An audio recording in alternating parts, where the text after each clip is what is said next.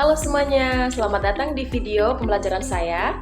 Perkenalkan, saya Marcelina Halong Vegas dengan NIM 0812-579 dari kelas 2B, Prodi Pendidikan Guru Sekolah Dasar, Fakultas Keguruan dan Ilmu Pendidikan. Hari ini kita akan membahas tentang peran guru dalam memahami perkembangan peserta didik. Video ini dibuat untuk memenuhi tugas ujian akhir semester mata kuliah perkembangan peserta didik dengan dosen pengampu mata kuliah Bapak Dr. Lukas Bera, SPD, MPD. Mari kita jelajahi topik menarik hari ini dan tingkatkan pengetahuan bersama. Baik, sebelum kita melanjut ke materi, di sini ada beberapa tujuan. Yang pertama, tujuan umum yaitu memperkuat pemahaman tentang peran strategis guru dalam memahami perkembangan peserta didik berdasarkan prinsip-prinsip Islami, sehingga guru mampu menjalankan fungsinya secara optimal sebagai educator yang membimbing sesuai dengan fitrah manusia. Adapun beberapa tujuan khusus, yang pertama yaitu menjelaskan konsep pendidikan sebagai pemahaman terhadap fitrah manusia. Yang kedua, menganalisis pentingnya empati dalam hubungan guru dan peserta didik. Yang ketiga, mengidentifikasi kesadaran dan kebutuhan spiritual dalam proses pendidikan. Yang keempat adalah menerapkan strategi pemberdayaan karakter peserta didiknya. Yang kelima, menyampaikan teknik komunikasi yang efektif dalam akademik. Yang keenam, merancang kesinambungan pembelajaran yang berkelanjutan. Dan yang terakhir, memahami proses pembelajaran yang berpusat pada peserta didik. Baik, selanjutnya kita masuk dalam materi yang pertama, yaitu guru memahami bahwa pendidikan sebagai pemahaman terhadap fitrah. Pengertian fitrah itu sendiri, fitrah berasal dari bahasa Arab yang artinya pembawaan asli atau kodrat manusia sejak lahir. Dalam konteks pendidikan Islam, fitrah merujuk pada potensi dasar yang telah Allah letakkan dalam diri setiap manusia untuk menerima kebenaran, mencari ilmu, dan beribadah kepadanya. Ada beberapa peran guru dalam memahami fitrah. Yang pertama adalah mengenali bahwa setiap peserta didik memiliki potensi unik yang berbeda-beda. Tidak memaksakan pola berpikir yang sama pada semua peserta didik, membantu peserta didik menemukan dan mengembangkan potensi fitrahnya masing-masing. Menyadari bahwa tugas utama pendidikan adalah menyucikan dan mengembangkan fitrah manusia. Ada beberapa fungsi utama pendidikan yang memanusiakan manusia, bukan sekedar transfer ilmu pengetahuan. Yang pertama ada aspek dan implikasi. Aspek yang pertama adalah kurikulum. Dengan cara implikasinya harus bersifat fleksibel dan memfasilitasi pengembangan peserta potensi individual. Dari sini kita mengetahui bahwa fungsi utama pendidikan adalah memanusiakan manusia, bukan sekedar transfer ilmu pengetahuan. Ada beberapa implikasi dalam praktik, yaitu aspek yang pertama, kurikulum. Cara mengimplikasikannya harus bersifat fleksibel dan memfasilitasi pengembangan potensi individual. Yang kedua, metode. Disertifikasi metode pembelajaran sesuai dengan keunikan peserta didik. Yang ketiga, ada penilaian. Aneka penilaian yang holistik, bukan hanya aspek kognitif. Baik, kita lanjut ke materi yang kedua, yaitu guru memiliki pemahaman yang mendalam mengenai empati. Empati sendiri adalah kemampuan untuk memahami dan merasakan apa yang dialami oleh orang lain, seolah-olah kita sendiri yang mengalaminya. Dalam konteks pendidikan, empati menjadi jembatan koneksi emosional antara guru dan peserta didik. Ada beberapa tingkat-tingkat empati dalam pendidikan. Yang pertama, tingkat empati guru, yaitu empati konstitutif atau membantu memecahkan masalah bersama. Yang kedua, empati afektif atau merasakan perasaan peserta didiknya. Yang ketiga, empati kognitif atau memahami situasi peserta didik. Mengapa empati dikatakan penting? Yang pertama, membangun trust. Artinya bahwa peserta didik merasa dipahami dan diterima. Yang kedua, mengidentifikasi masalah. Artinya guru dapat mendeteksi masalah yang dihadapi peserta didiknya lebih cepat. Dan yang ketiga, menyesuaikan pendekatan. Artinya metode mengajar dapat disesuaikan dengan kondisi peserta didik. Yang keempat, motivasi intrinsik. Artinya peserta didik makin termotivasi karena merasa didukung secara emosional. Ada beberapa cara mengembangkan empati. yaitu yang pertama, aktif mendengarkan dengan penuh perhatian. Yang kedua, tidak terburu-buru menilai sebelum memahami konteks. Yang ketiga, berusaha melihat situasi dari perspektif peserta didik. Yang keempat, menunjukkan ketertarikan genuine terhadap kehidupan peserta didik. Kita lanjut ke materi yang ketiga, yaitu adanya kesadaran dan kebutuhan spiritual. Manusia tidak hanya membutuhkan makanan fisik, tetapi juga makanan jiwa. Kebutuhan spiritual itu sendiri meliputi yang pertama, makna dan tujuan. Keinginan untuk memahami arti hidup, koneksi, hubungan dengan Allah, diri sendiri, dan sesama. Pengharapan, keyakinan akan masa depan yang lebih baik, integritas, keinginan untuk hidup sesuai nilai-nilai. Peran guru dalam memahami kebutuhan spiritual. Guru memiliki tanggung jawab untuk yang pertama menjadi teladan yang menunjukkan akhlak yang baik dalam kehidupan sehari-hari.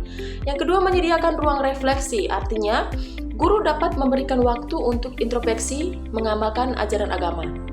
Yang ketiga, mengajarkan doa dan ibadah. Di sini guru menjadi peran penting dalam membimbing peserta didik mengenal dan mengamalkan ajaran agama. Yang keempat, membangun karakter. Di sini guru fokus pada pembentukan akhlak mulia, bukan hanya kecerdasan intelektual. Kesadaran guru akan tentang pentingnya aspek spiritual ini akan membentuk generasi yang tidak hanya cerdas secara intelektual, tetapi juga kuat secara spiritual dan karakter. Kita lanjut ke materi yang keempat, yaitu pemberdayaan karakter. Pemberdayaan karakter adalah proses membekali peserta didik dengan nilai-nilai positif yang membentuk kepribadian kuat, terintegrasi, dan bermartabat. Ini berbeda dengan sekedar transfer pengetahuan. Ada beberapa komponen yang perlu diasah, yaitu akhlak mulia, kepribadian yang kuat, kejujuran, disiplin, kemandirian, dan kerja keras. Ada beberapa strategi pemberdayaan karakter. Yang pertama, teladan. Guru menunjukkan perilaku yang diinginkan. Pembiasaan, melatih perilaku positif secara konsisten. Penguatan, memberikan apresiasi atas perilaku yang baik. Narasi, menceritakan teladan-teladan baik. Pembelajaran dari kesalahan, artinya menggunakan kesalahan sebagai peluang belajar. Orang tua dan guru bukan hanya mengajarkan apa yang benar, tetapi lebih importantly menunjukkan bagaimana menjadi benar. Kita masuk ke materi yang kelima, yaitu kekuatan komunikasi. Komunikasi adalah jantung dari proses pendidikan, yang artinya guru yang efektif adalah guru yang mampu mengkomunikasikan materi, nilai, dan emosi dengan baik. Ada beberapa komponen kekuatan komunikasi. Yang pertama, komunikasi verbal. Menggunakan bahasa yang jelas dan tepat, penggunaan contoh dan analogi, penyesuaian tingkat kesulitan dan pemahaman peserta didik. Yang kedua, komunikasi nonverbal. Yang pertama, bahasa tubuh yang terbuka menyambut. Yang kedua, kontak mata yang ketertarikan, ekspresi wajah yang hangat. Yang ketiga, komunikasi emosional. Yang pertama, kemampuan mendengarkan secara efektif, validasi perasaan peserta didik, empati dalam setiap interaksi. Di sini saya akan memberikan ada beberapa teknik komunikasi efektif. Yang pertama, aktif mendengarkan. Fokus penuh pada apa yang disampaikan peserta didik. Yang kedua, mengulang atau paraphrasing, mengulang dengan kata-kata sendiri untuk memastikan peserta didiknya mengerti. Yang ketiga, pertanyaan terbuka, artinya menggunakan pertanyaan yang mendorong refleksi. Yang kelima, feedback konstruktif, artinya memberikan umpan balik yang membangun kesinambungan antara peserta didik dan guru. Materi yang keenam, kesinambungan pembelajaran. Konsep kesinambungan pembelajaran atau continuous learning adalah proses pendidikan yang tidak berhenti di kelas atau sekolah, tetapi berlanjut sepanjang hayat dan mencakup aspek multidimensional. Ada beberapa prinsip kesinambungan. Yang pertama, sekuensial, atau artinya setiap tahap pembelajaran membangun tahap sebelumnya. Yang kedua, scaffold, guru memberikan dukungan yang berkurang seiring waktu. Yang ketiga, integratif, menghubungkan berbagai aspek pembelajaran. Yang keempat, kontekstual, yang artinya pembelajaran relevan dengan kehidupan nyata. Manfaat kesinambungan, memastikan tidak ada kesenjangan dalam pengembangan peserta didik. Yang kedua, memudahkan transisi antar level pendidikan, menanamkan mindset pembelajaran sepanjang hayat, mencegah lupa, dan memastikan retensi jangka panjang. Materi yang ketujuh yaitu pemahaman akan proses pembelajaran. Guru yang memahami proses pembelajaran menyadari bahwa hasil penting, tetapi bagaimana hasil dicapai juga sama pentingnya. Proses pembelajaran yang baik akan menghasilkan hasil yang lebih bermakna dan berkelanjutan. Karakteristik dan pembelajaran efektif berpusat pada peserta didik. Peserta didik aktif bukan guru. Yang kedua, kontekstual, relevan dengan kehidupan nyata. Kooperatif, mendorong kolaborasi. Diferensiasi, menyesuaikan dengan kebutuhan individual. Reflektif, selalu evaluasi dan perbaikan.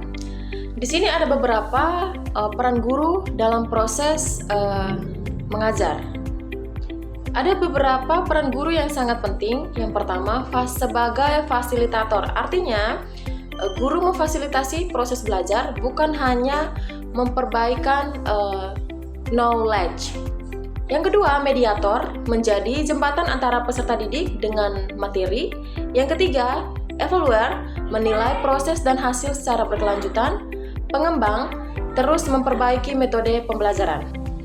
Baik, sekian materi yang saya bawakan pada video ini.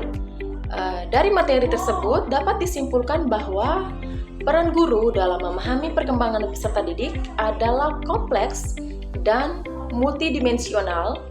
7 aspek yang telah dibahas saling berkaitan dan membentuk kesatuan yang utuh. Guru bukan hanya transfer ilmu, tetapi adalah pembentuk masa depan. Setiap peserta didiknya yang masih muda kita bina adalah harapan bagi umat. Jadilah guru yang tidak hanya cerdas, tetapi juga penuh kasih, karena pendidikan yang sejati adalah pendidikan yang menyentuh hati. Sekian video pembelajaran dari saya. Bye-bye.